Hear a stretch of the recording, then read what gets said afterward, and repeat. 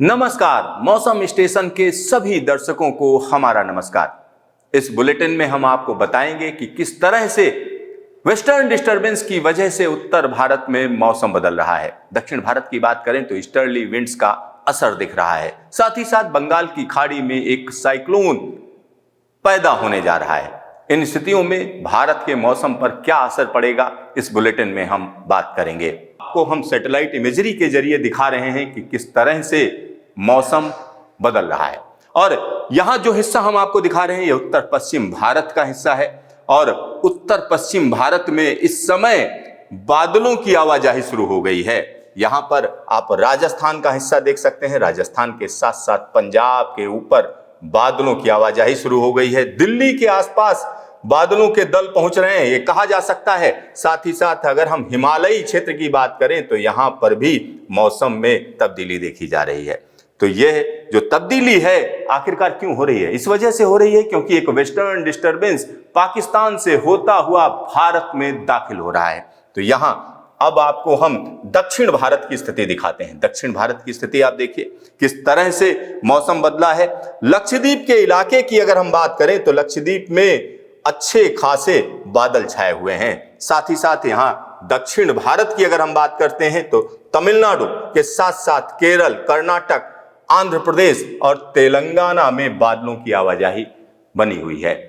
इसके अलावा अगर देखें तो एक बड़ा हिस्सा है महाराष्ट्र का, जहां पर मौसम में बदलाव शुरू हो चुका है। आज 25 तारीख है और 25 तारीख से एक अच्छा खासा बदलाव देखा जा रहा है। मौसम विभाग का कहना है कि महाराष्ट्र, गुजरात और मध्य प्रदेश के इलाकों के साथ साथ राजस्थान में भी बारिश की संभावना है अगले 2 से 3 दिनों के दौरान। तो इन सारी चीजों पर हम बात करेंगे। साथ ही साथ यहां पर एक और सिस्टम हम आपको दिखाना चाह रहे हैं। यह इलाका अंडमान निकोबार का है और यहां पर घने बादलों का जमावड़ा शुरू हो गया है क्योंकि यहां एक साइक्लोनिक सर्कुलेशन है। यह साइक्लोनिक सर्कुलेशन कम दबाव के क्षेत्र में तब्दील होगा और धीरे धीरे करके एक साइक्लोन बन जाएगा। जब यह साइक्लोन बनेगा तो भारत के लोगों को डरने की जरूरत नहीं है क्योंकि इसकी डायरेक्शन भारत की तरफ नहीं होगी। तो चलिए आपको हम दिखाते हैं कि आखिरकार जो न्यूमेरिकल वेदर प्रेडिक्शन है वो क्या कह रहा है। कि ये कंप्यूटर है, सुपर कंप्यूटर के जरिए मौसम का प्रेडिक्शन दिया जाता है। तो सुपर कंप्यूटर के जरिए जो इमेज आ रही है, जो प्रेडिक्शन आ रही है, वो हम आपको दिखा रहे हैं। तो यहाँ भारत का पूरा मैप है, साथ ही साथ हवाओं की डायरेक्शन है।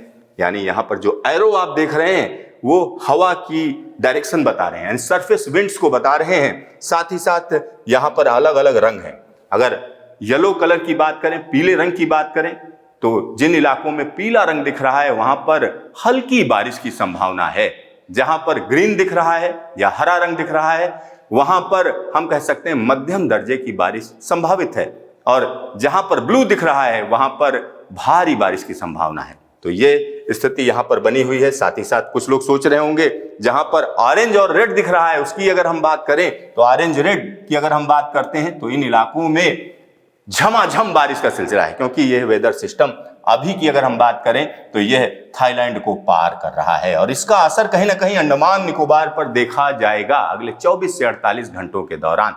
तो अगले 24 घंटे की अगर हम बात करें तो यहाँ तमिलनाडु में बारिश की संभावना है। साथ ही साथ कोस्टल कर्नाटक और महाराष्ट्र के मराठवाड़ा इलाके में, साथ ही साथ यहाँ पर तेलंगाना के इलाके में भी बारिश की संभावना नजर आ रही है। इसके बाद अगर हम देखें अगले 48 घंटे की अगर हम बात करें यानी 27 तारीख की बात करते हैं तो 2 चीजें यहां पर महत्वपूर्ण हो जाती हैं।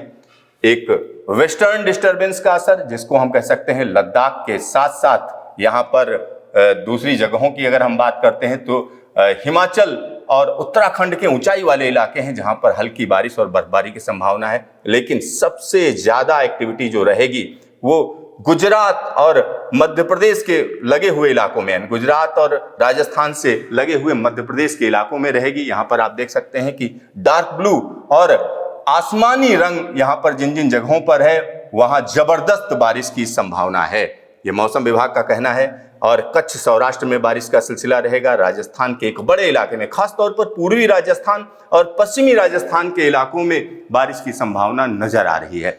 यहाँ दक्षिण भारत की बात करें तो दक्षिण भारत में तमिलनाडु और आंध्र प्रदेश में हल्की फुल्की बारिश रहेगी, लेकिन बारिश में आमतौर पर कमी आ जाएगी। यहां अब हम बात करते हैं 28 तारीख की। 28 तारीख की स्थिति देखिए, हिमालयी क्षेत्र में जो बर्फबारी का सिलसिला है वो जारी रहेगा। यहां आप देख सकते हैं लद्दाख के साथ साथ जम्मू कश्मीर, हिमाचल के ऊंचाई वाले इलाके, उत्तराखंड का ऊंचाई वाला इलाका, इन जगहों पर बारिश और बर्फबारी की संभावना है। साथ ही साथ यहाँ पर जो क्षेत्र बना हुआ था, हम कह सकते हैं जो गुजरात में बारिश चल रही थी, उस बारिश का क्षेत्र कहीं ना कहीं महाराष्ट्र की तरफ बढ़ जाएगा, यानी ये बादल महाराष्ट्र की तरफ चले जाएंगे। साथ ही साथ यहाँ पर मध्य प्रदेश में बारिश की संभावना है। मध्य प्रदेश में किसान इस समय बारिश का इंतजार कर रहे हैं, तो उनके लिए एक अच्छी बात होगी, अच्छी खबर है। साथ ही साथ विदर्भ के इलाके में भी बारिश की संभावना नजर आ रही है। तमिलनाडु में हल्की हल्की बारिश होती रहेगी, यही हाल कर्नाटक का रहेगा। लेकिन जो सबसे महत्वपूर्ण चीज है अगर हम उसकी बात करें, तो अंडमान सागर में यह सिस्टम जो बन रहा है, अगर हम उसकी बात करते हैं तो यह कहीं ना कहीं साइक्लोन को जन्म देगा, ऐसे अनुमान लगाए जा रहे हैं। आने वाले दिनों में क्या होगा ये तो मौसम विभाग बताएगा, लेकिन अभी की हम बात कर रहे हैं कि किस तरह से वेदर सिस्टम दिखा रहे हैं कि आने वाले दिनों में क्या होने जा रहा है। यहां पर अगर हम बात करें तो यह स्थिति 28 और 29 तारीख की दिख रही है। 28-29 तारीख को यह साइक्लोन बन चुका होगा, क्योंकि यहां पर जो रेड कलर है यहां इंटेंस एक्टिविटी होगी, जो ब्लू है वहां जबरदस्त तरीके से उतार चढ़ाव हो रहा होगा। इस वजह से मौसम विभाग ने बंगाल की खाड़ी में मछुआरों को कहीं ना कहीं चेतावनी दी है, बड़े बड़े जहाजों को चेतावनी दी गई है कि इस इलाके से होकर न गुजरें। साथ ही साथ यहाँ पर दक्षिण भारत में जो बंगाल की खाड़ी से हवाएं आएंगी उनका असर दिखता रहेगा। तमिलनाडु के साथ साथ कर्नाटक के इलाके में बारिश का सिलसिला जारी रहेगा। इसी के साथ हम कह सकते हैं कि महाराष्ट्र के इलाके में और मध्य प्रदेश के इलाके में बारिश का सिलसिला बना रहेगा। यहाँ पर अगर ऊंचाई वाले इलाकों की बात करें तो यहाँ वेस्टर्न डिस्टर्बेंस का असर रह रहकर देखा जाएगा। कई जगहों पर ऊंची चोटियों में हम कह सकते हैं बर्फबारी का सिलसिला जारी रहेगा। 30 तारीख की बात करते हैं, यानी नवंबर का आखिरी दिन।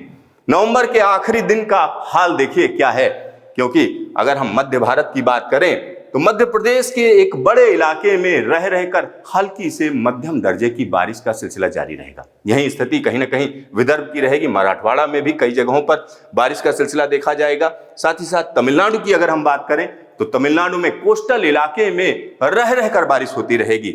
लेकिन सबसे बड़ी जो चिंता का कारण रहेगा वो यह साइक्लोन है। यहाँ पर 29 और 30 नवंबर की स्थिति दिख रही है, किस तरीके से जबरदस्त हवाओं की उमड़ घुमड़ यहां पर देखी जा सकती है।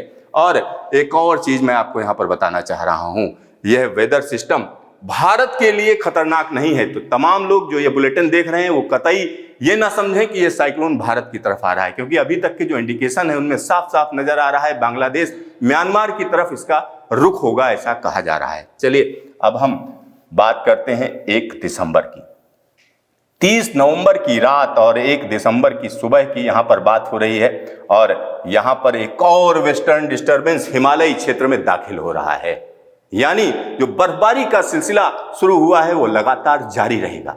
तो यहाँ ये सिस्टम है वो साफ साफ देखा जा सकता है कि लद्दाख और कारगिल के इलाके में बर्फबारी का सिलसिला रहेगा। इसी के साथ हम कह सकते हैं कि जो कश्मीर का ऊंचाई वाला इलाका है वहां पर भी बर्फबारी रहेगी, और इसका असर कहीं ना कहीं हिमाचल तक देखा जाएगा। लेकिन मध्य भारत में जो एक्टिविटी है वो जारी रहेगी, यानी मध्य प्रदेश के तमाम इलाके, खासतौर पर पूर्वी मध्य प्रदेश का जो इलाका है वहां पर रह रहकर बारिश जारी रहेगी। और यह बारिश का सिलसिला कहीं ना कहीं पूर्वी उत्तर प्रदेश के तमाम इलाकों में भी देखा जाएगा। इलाहाबाद और आसपास के इलाकों में बादलों की उमड़ घुमड़ हो सकती है, ऐसा ये सिस्टम दिखा रहा है। लेकिन यहाँ जो सबसे महत्वपूर्ण चीज है अगर हम उसकी बात करें तो यहाँ आप देख सकते हैं साइक्लोन किस तरीके से समंदर में उमड़ता घुमड़ता ताकतवर होता हुआ एक अलग डायरेक्शन ले रहा है। ये साइक्लोन वेरी सीवियर साइक्लोन बन चुका होगा और उसके बाद यह अपनी डायरेक्शन बदलेगा, ऐसा अनुमान है। चलिए हम आपको आगे बताते हैं कि किस तरीके से 2 दिसंबर की स्थिति रहेगी। 2 दिसंबर की स्थिति अगर आप देखें तो मध्य भारत में हल्की फुल्की बारिश का सिलसिला रहेगा, महाराष्ट्र में हल्की फुल्की बारिश का सिलसिला रहेगा। हिमालयी क्षेत्र खासतौर पर उत्तर पश्चिम हिमालय में लद्दाख और करगिल के इलाके में रह रहकर बर्फबारी होती रहेगी। लेकिन जो सबसे बड़ी चिंता का कारण है अगर हम उसकी बात करें तो साइक्लोन कहीं ना कहीं भारत के कोस्ट की तरफ जाता हुआ नजर आ रहा है, लेकिन बड़ा स्लो मूविंग सिस्टम है और इस वजह से ये और ज्यादा ताकतवर होता चला जाएगा। इसके आगे की अगर हम बात करें तो ये 3 तारीख आते आते देखिए किस तरीके की स्थिति पैदा हो रही है। यहाँ पर जो मॉडल है वो कहीं ना कहीं दिखा रहा है इस साइक्लोन की वजह से जो ईस्टर्न कोस्ट है, खासतौर पर उड़ीसा और पश्चिम बंगाल का कोस्ट है, वहां पर तेज रफ्तार हवाएं चलेंगी। तेज रफ्तार हवाओं की स्थिति ये दिखा रहा है, जबरदस्त तरीके से इसकी उमड़ घुमड़ रहेगी और इसका असर कहीं ना कहीं बांग्लादेश और म्यांमार तक जाएगा। लेकिन यहां पर जो चिंता की बात हम कह सकते हैं वो यही है, क्योंकि तेज रफ्तार हवाएं होंगी, चेतावनी होगी, तो कोस्टल इलाके में लोग ना जाएं, ऐसा कहा जाएगा।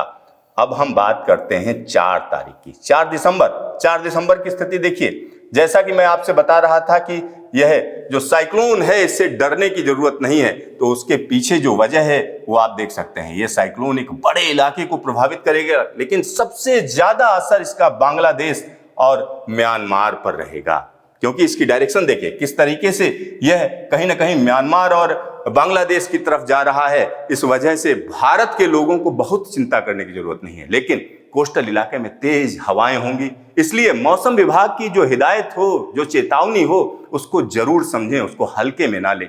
यहाँ पर अगर हम पहाड़ी इलाकों की बात करें, उत्तर पश्चिम हिमालय की बात करें, तो रह रहकर बर्फबारी का सिलसिला जारी रहेगा। अब हम बात करते हैं 4 दिसंबर की रात की और 5 दिसंबर की सुबह की। देखिए यह जो वेदर सिस्टम है ये कहीं ना कहीं लैंडफॉल कर चुका होगा। ये देखिए यहाँ पर इसकी एक्टिविटी कम हो चुकी है, और लेकिन जो 4 दिसंबर की रात होगी और 5 दिसंबर की सुबह होगी वो कहीं ना कहीं एक बड़े इलाके को प्रभावित करेगी। जबरदस्त तरीके की बारिश होगी, लेकिन यहाँ पर एक और साइक्लोन बनने की तैयारी शुरू हो चुकी होगी। आप सोचिए, बंगाल की खाड़ी में एक और साइक्लोन, वो भी 5 दिसंबर के आसपास जन्म लेने की तैयारी करने लगेगा। आप सोच रहे होंगे आखिरकार ये हो क्या रहा है, क्योंकि इस बार की अगर हम बात करें तो अल नीनो ईयर है, साथ ही साथ बंगाल की खाड़ी का पानी कुछ ज्यादा ही गर्म है, यानी उसमें एनर्जी बहुत ज्यादा है। इस वजह से लगातार साइक्लोन का खतरा बना रहेगा। तो हमारे तमाम किसान भाई जो ये बुलेटिन देख रहे हैं उनसे मैं कहूंगा कि कहीं भी अगर आपको कंफ्यूजन हो तो मौसम विभाग की वेबसाइट पर जाइए, मौसम विभाग की जो चेतावनी है उस पर ध्यान दीजिए, और कोई भी डिसीजन अगर आपको लेना हो तो मौसम विभाग के हिसाब से लीजिए। मौसम विभाग की वेबसाइट पर जो चेतावनी है उसके हिसाब से लीजिए। मैं सिर्फ आपको इस मौसम का विश्लेषण करके देता हूं, इसमें कई बार तब्दीलियां होती रहती हैं क्योंकि मौसम लगातार बदलता रहता है। तो मौसम स्टेशन के सभी दर्शकों को धन्यवाद हमारा बुलेटिन देखने के लिए। मौसम की तमाम जानकारी के लिए आप मौसम स्टेशन पर आते रहिए, इसी तरह से हम आपको जानकारी देते रहेंगे। तो देखते रहिए मौसम स्टेशन, फिर मिलेंगे दोबारा।